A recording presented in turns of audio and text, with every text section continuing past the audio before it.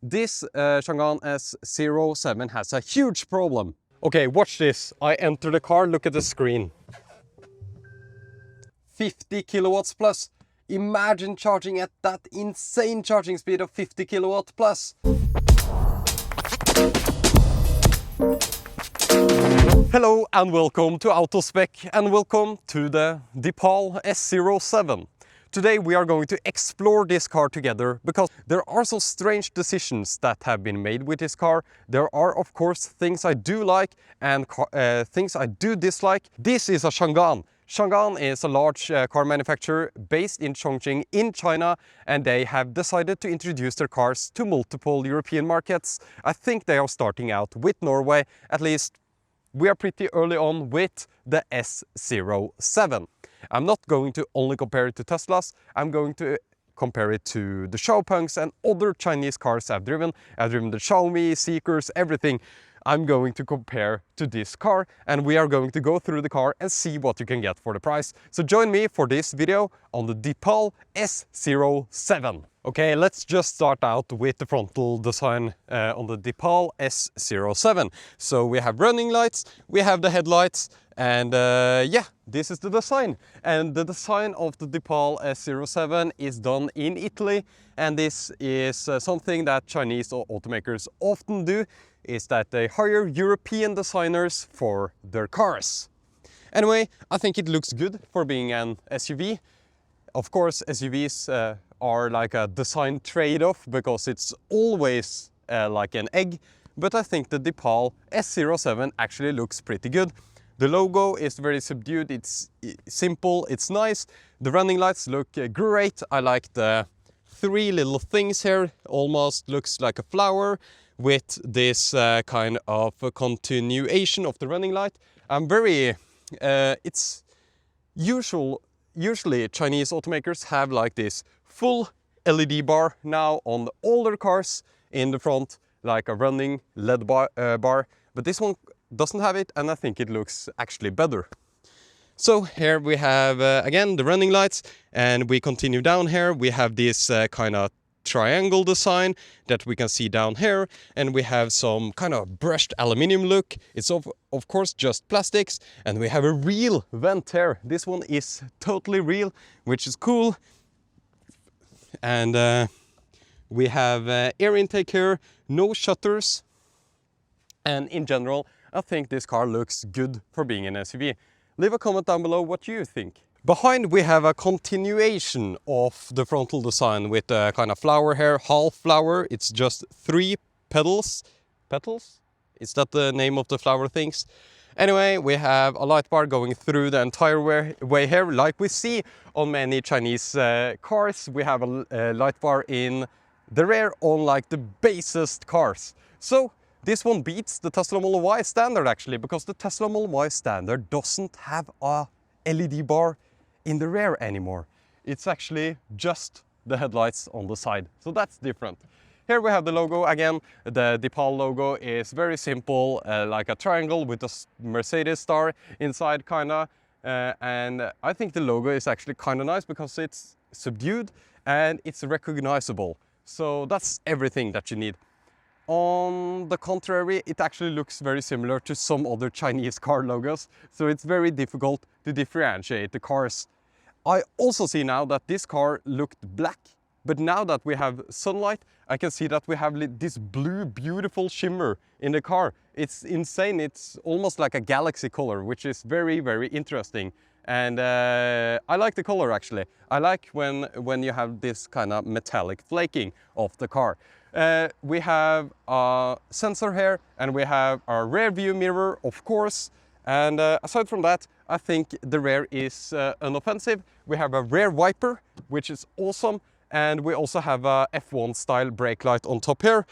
I mean, that's the F1 style brake light, but this is just a reflector, I think. Anyway, we have our brake light up here as well, which kind of looks like, I would say it looks like a gem, or kind of like emerald or something that's cut And I think that's part of the design language of Deepal. At least that's my wild guess. Let's talk specifications, because that's why you are here. 160 kilowatt in the rear, that's 215 horsepower. So quite weak for being an electric car. It's a heavy electric car as well, so it's not fast. It's 7.9 seconds, 0 to 100 kilometers per hour. So quite a slow car, I would say. And it feels slow as well, as we will see once we get into the driver's seat a little bit later. Anyway, this Chang'an S07 has a huge problem. A huge problem. The car has a 79.9 kilowatt hour battery. 75 kilowatt hours usable. That's fine for a more affordable electric car. Actually, it's a good battery size for the price, I would say. It's more than the Tesla Model Y standard range in Europe and in the US as well, even though that's larger. It's actually quite a lot of battery for your money.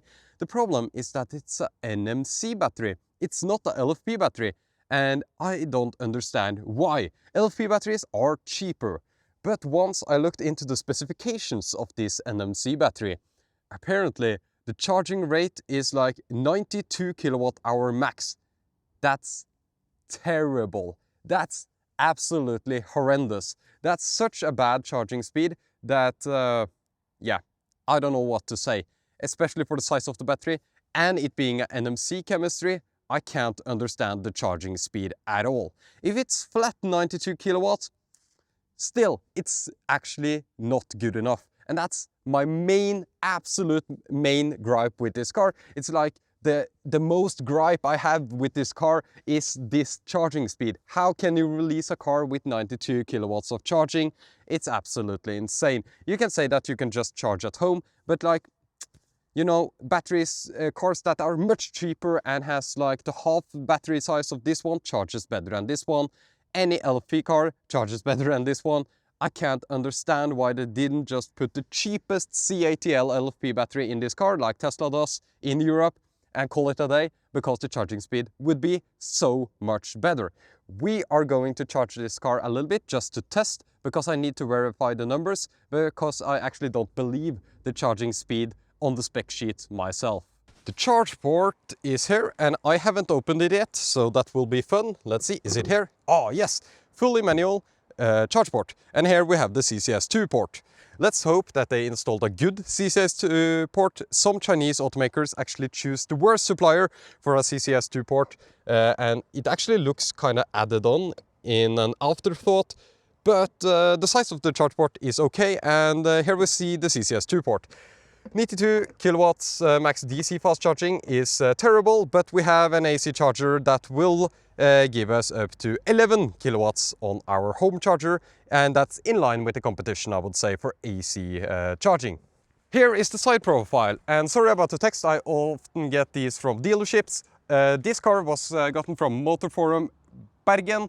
Robert, there is an amazing person that lends me these cars for reviews, so thanks to Robert for doing that. Anyway, let's talk about the wheels. We can start with wheels. So we have some GT Contact P10, never heard of that brand before, so I have no comments on that. They are 19-inch, and I think they have kind of like these aero covers. I won't remove those, but they are there. I actually think the wheels actually look kind of good. At least they look inoffensive, they look okay, and they fit the Deepal design. We have plastics around the wheel arches. Here we have some, this should be just a design element. We have cameras on the side mirror here. The side mirror actually looks good. And these are the door handles, I will show you that later. And in general, it's a nice side profile. It says "Illuminate the Future" on the rear here, and that's very typical of Chinese cars to have these kind of writings, and some people are actually put off by that, and that's understandable actually. Anyway, I think the side profile looks inoffensive. It looks nice for this kind of SUV, crossover, whatever you want to call it. Let's jump in the rear seat just to check the legroom, and then I will do a complete tour of the interior. So the driver's seat is in my seating position now, and we have a good amount of space. The floor is a little bit high, but it's still good enough space down here for comfort for your legs. The headroom is great. The glass roof, oh yeah, there is actually a sunshade on the glass roof, but the glass roof helps with the headroom, of course. And I noticed the headliner immediately. I want to talk about the headliner. Anyway, we have a pocket down here. I will go through the entire interior very, very soon. I just wanted to show you that we have a good amount of legroom in the rear of the Deepal S07. Time to go handheld, and here is the Shangan key that you can see. We have lock, unlock, we have open the trunk, and we have make a sound, I guess. So we can unlock the car and everything presents, including the door handles. So now let's take a look at the trunk first. We always start with the trunk, and we also want to check out if the car has a frunk. Of course, that comes later. So we open the car by pressing the button here, which is totally fine. Here you can see the rear wiper as well. Amazing to see a rear wiper, especially in our market. It's a must-have. So here we have some kind of subwoofer things. I think so. No, this is actually to access the 12-volt battery. Interesting. So here is the subwoofer, and the sound system is actually pretty great in this car. So we have an all-weather floor mat. I'm not sure if that's included or not. So let's take a look under here. And here we have emergency equipment. And under the emergency equipment, we have not much else. So the space in the trunk is exactly what you would expect at the size of the car. I think it's a little bit narrow, but the loading height is pretty good. The loading height actually seems better than many other cars, so that's nice to see. A low loading height is so important to have. I see no tow hitch on this one, but should be standard in Norway with tow hitch. So I'm actually not sure if it's electronic or if it's just something that you install. It seems like... Oh, it's here. I think it might be electronic. We will check out that later. So here we have the partial shelf that you just pull out, and it says Deepal S07. Actually, it says S07. I think the car is S07, right? That's a 0, that's a O. Okay, doesn't matter to me, to be honest. Here we have a charging cable in this nice pouch. And we have these ones for securing cargo. So in general, a nice rear trunk, I would say. A lot of space, and it has the hatch opening, of course, so that helps as well. No ski pass-through. That's a major miss in this market. Aside from that, looks very, very like you would expect. No surprises, and that's a good thing. These are nice for hanging groceries, something that I actually miss in Teslas. So let's move to the rear seats. Door handles look like this. They pop out once you unlock the car. And here we have the rear seats. So let's just look at them first. We have this this stitching is kind of cheap because it looks a little bit uneven.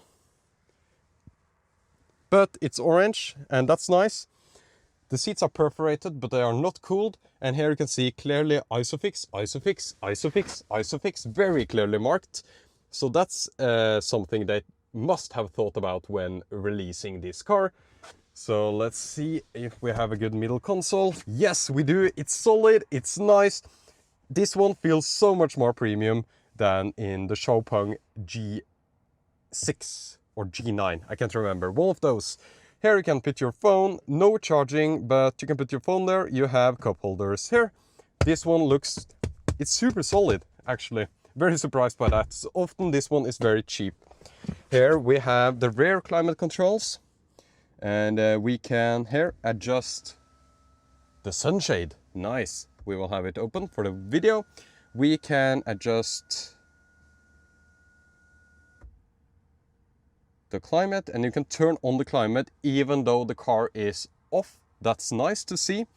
The fan speed, we can adjust everything else. Cool. Here we can adjust the seats, and this is the front passenger seat, I mean, so that you can have more space if you want to, and you can get a ton of space here if you just move it way forward and crush the legs of the front passenger. Manual air vent control, that's completely fine by me. I actually prefer that, especially in the rear. You can see the sound system thing here, and the sound system is good, so they have a reason to have this design. Most manufacturers don't have a reason for that. Let's look at the door cards. We have soft touch, we have plastics, but like matte, so it's nice. And we have soft touch, fake wood. And here is the door switch, which is this Chinese style door switch that you never know which way you are going to click. It feels very solid, actually. It feels nice. And here is the door release. I couldn't find an emergency door release in this car, which I think... Oh, there is the emergency door release. There we go. So there is the emergency door release. I found it. And we have hard plastics on the bottom. I sit here and I have a ton of space here. And of course, now that I've moved the seat, I have a ton of space. And I did show you the rear legroom earlier. So in general, very, very nice back seats. And the seats are comfortable as well. Okay, watch this. I enter the car, look at the screen.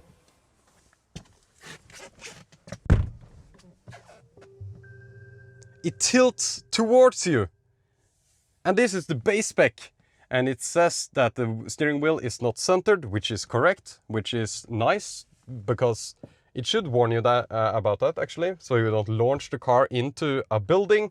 Let's take a look at the front interior. The door panels are exactly the same as in the rear, with the hard plastics down here, but everything else feels very nice. I would say it feels better than the Chopin in terms of materials, in my opinion. In general, at least the G6. I'm not a huge fan of this type of leather-like material in general, but it feels much better than like having hard plastics everywhere. This leather actually feels very, very nice. So here we see the Deepal logo, we see the orange stitching that goes through the steering wheel. We see the window washer, which is very, very normal. I don't need to explain this one. We have the gear selector, which actually is matte black plastics, but it feels great. Here we have ventilations that you need to control via the screen. And here we have a cooled wireless phone charger on only one side, not on this side. We have cup holders. We have a compartment here with not much, but they do have some nice details. They have this kind of thing that you can remove to wash the compartment very easily. We have seen this with Tesla's premium interior. You can see it down there with the kind of Deepal triangle design, which I think is very, very nice. We have the same under here. So we have this kind of under compartment that we have seen before. We have a 12 volt, and on the other side here we have the single USB-C port and unfortunately a USB-A port.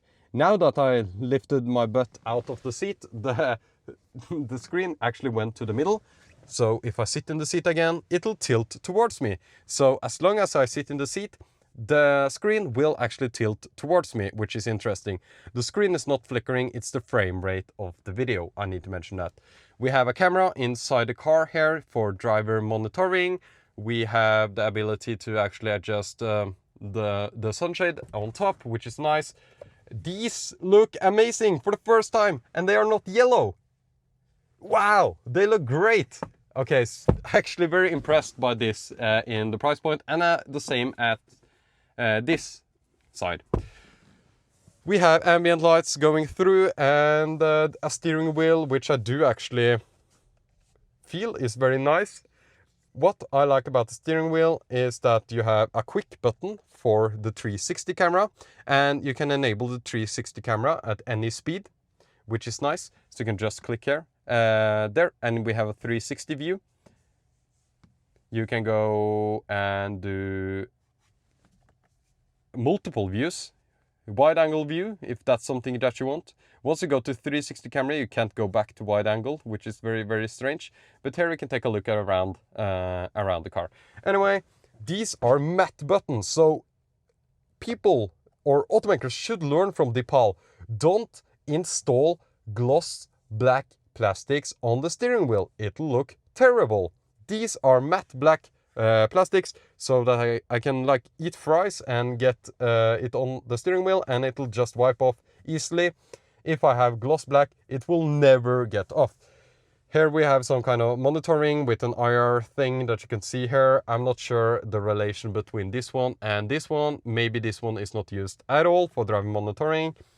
We have the ability to adjust settings with this one because we have a heads-up display. No driver's screen in the front here, just a heads-up display. That's okay by me. If you have a heads-up display, I don't think you need this screen in the front. More adjustments there, but I just want to say that I love these buttons. They feel good enough, but they are not gloss black, and that's surprising to me because everyone else installs gloss black plastics everywhere. So that was it for kind of like how the interior feels. The seat adjustments are electronic and it has a lumbar support. It's heated, not ventilated, not massaging, which is do I dare to say surprising for a Chinese car. Here is the software and here is the screen. So let's go through the screen a little bit. Before continuing, I want to actually get out the tow hitch because it's fully electronic, which is insane at the price point. So I heard some noises, so let's see if it worked. And yes, we have a tow hitch. Absolutely insane. So it's fully electronic. That's insane. That's so cool, and it's standard on the car.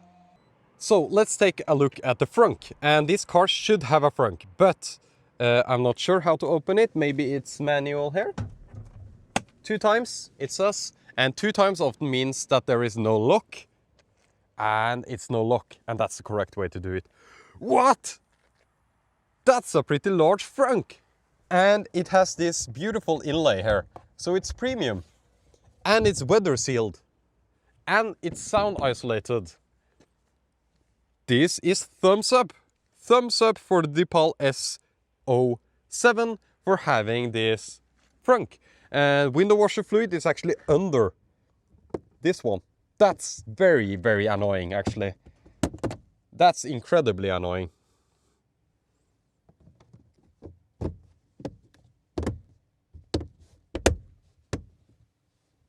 But it has a frunk, and it's quite sizable. A very nice frunk. Super cool. And to fold in the tow hitch, you can just do this one, and it'll fold in automatically. And you can also see that the screen folds towards me. Let's just quickly go through the software just to explain how the software works and if the screen is responsive.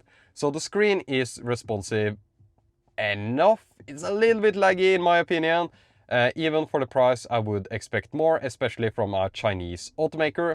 So I would say it gets a 4 out of 10 in my responsive in my head test. And it's also set to Norwegian because I couldn't figure out the language, but it doesn't matter. Here is the home screen. Here you can see how much state of charge you have left, so 42%. That gives us an estimated range of 197 kilometers, because the car is set to actually have the VLTP range here, or WLTP range here, which you can adjust between CLTC and WLTP. You can go here for quick menu for car settings, like adjusting your mirrors and everything. You do it on the steering wheel, but the steering wheel can be adjusted manually, which is actually similar to the Model Y standard now. And I actually prefer a manual adjustment of the steering wheel. That's something you set and forget. You always just pull it towards you as long as you can and down. So that's the correct adjustment for a steering wheel in my opinion. You have the controls are just so similar to Tesla. You can adjust the charging settings, so you can adjust from 60% to 100% in 1% increments. Interesting. You can have adjust the amps for home charging, which is cool, and you can adjust the heads-up display. You can have the different driving modes, Eco, Comfort, Sport, and you can also adjust all of them. Descent control, ESC off, perfect for Kyle. Cruise pilot, which is the the autopilot thing that they have. We have different views on the screen, so you can have different backgrounds, which is something that I actually like. The translation here to Norwegian is very, very bad, so it doesn't matter what language it is in for you. The sound system is surprisingly good. It's not amazing or anything, but for the price, it's unbeatable. Great bass, and yeah, it's good. It's so much better than I thought. You have a voice assistant, you have a camera in your... Oh, here I can see what the camera is used for. It's used for actually doing different kinds of... Yeah, there we go! You can use the camera to do gestures to control the car, which is great, I would say. So it worked very nicely doing this photo thing. So see here, if I just do this, I get the photo, for example. And there are so many other things that you can do, of course, but photo is one of them. You can connect your phone and connect to Wi-Fi and everything, and we have security and we have my car.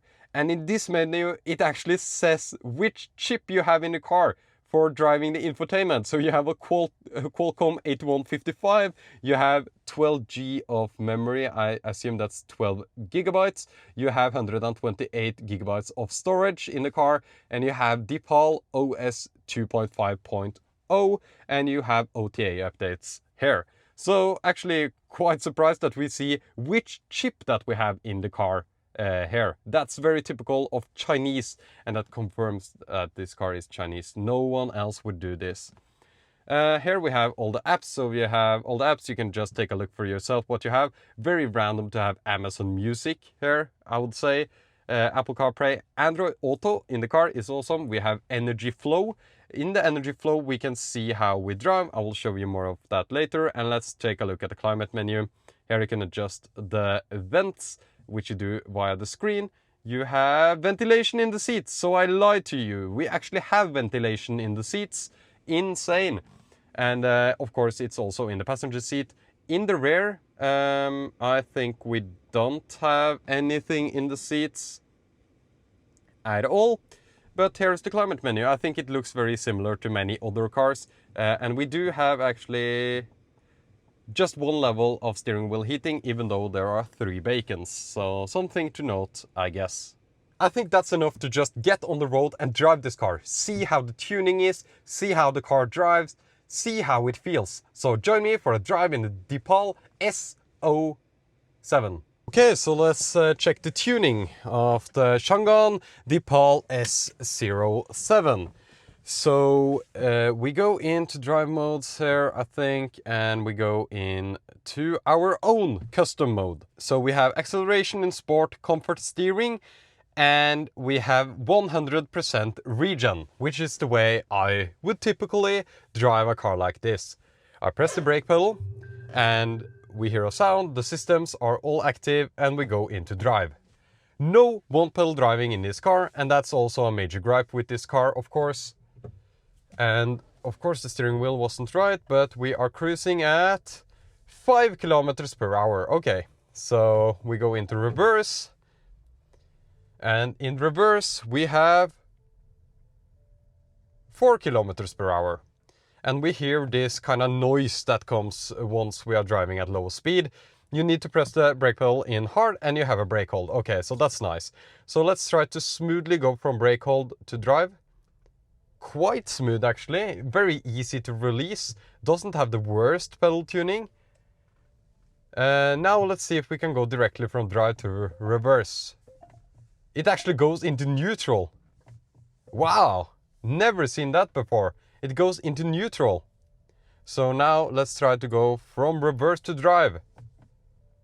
That works. So you can't go from drive to reverse, but you can go from reverse to drive. That's a strange decision to me, but let's summarize like the low speed tuning of this car. We have 5 kilometers per hour in forward, 4 kilometers per hour in reverse. We can go from reverse to drive, but not drive to reverse.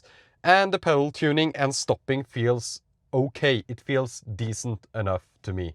So important in Norway, for me, at least as a customer, is how the driver assistant works on B roads. So this is a certified B road. So let's go into the driver assistant here. Let's put it up to the speed limit, which is 60 kilometers per hour here. Very slow actually. Let's go there.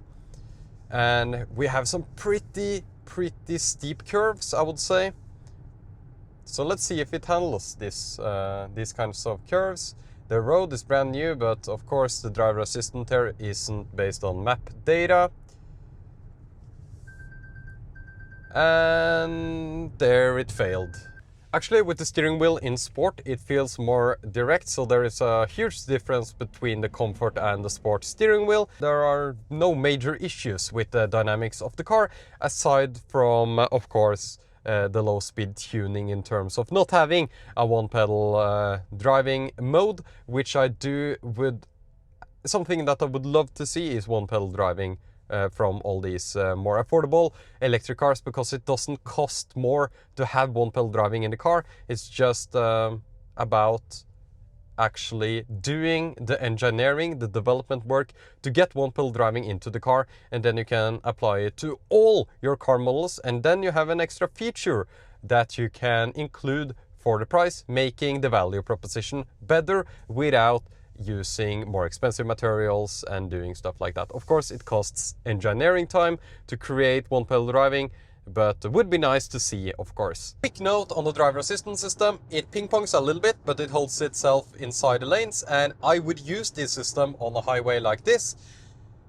One negative is that it isn't able to maintain its speed. It sometimes goes down to 98 kilometers per hour, sometimes it goes to 101 kilometers per hour, and doesn't stay at 100 kilometers per hour. That's annoying. One annoying thing that happens once we go above the speed limit is that the car yells at me for going above the speed limit. That's European Union regulation, so we can't do anything about that other than to turn it off. But when the system is set to go 100, why do you go 101? That's a little bit annoying, but the system works. You can only search for EV chargers nearby. There is no route planner, to my knowledge. Look at this. You can go to connector types and you can choose all the connectors here. Some insane connectors actually. Anyway, you can go to charging speed, and here you have normal charge 6 kilowatt, semi-fast charge 6 to 15 kilowatts, fast charge 15 to 50 kilowatts, and super fast charge 50 kilowatts plus. Imagine charging at that insane charging speed of 50 kilowatt plus. I think it might have something to do with that this car can only do 93 kilowatts, which is very low for a modern car. But this was maybe the truth in 2012, I don't know. But now we have slightly faster charging. 250 amps! That means 91 kilowatts when we have a pack voltage of 367 volts. I am curious to see if it will go over 250 amps. Anyway, we are at our maximum charging speed of 91 kilowatts now. And yeah, I think it's 91, 92, maybe 93 kilowatts. That's maximum for this car. And I'm curious to see if it's just 250 amps and that the voltage will go up, which will give us more kilowatts, or what happens. That was the Changan Deepal S07.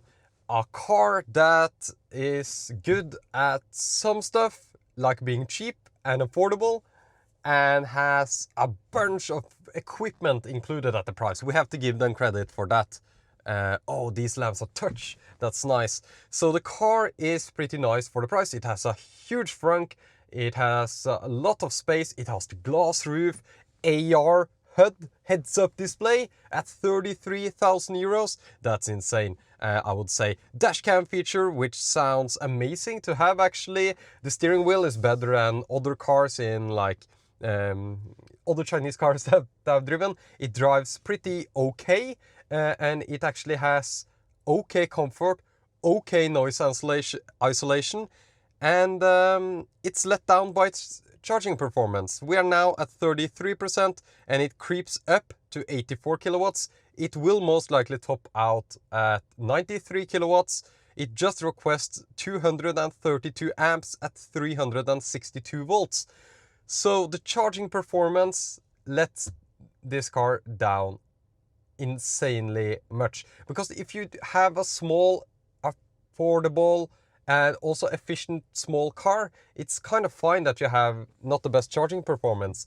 But even those cars have better charging performance than this one. So they add way more kilometers in a shorter amount of time. This car isn't as efficient. We can see that out by reading out the VLTP numbers. We have 475 kilometers estimated on a 75 kilowatt hours usable capacity battery.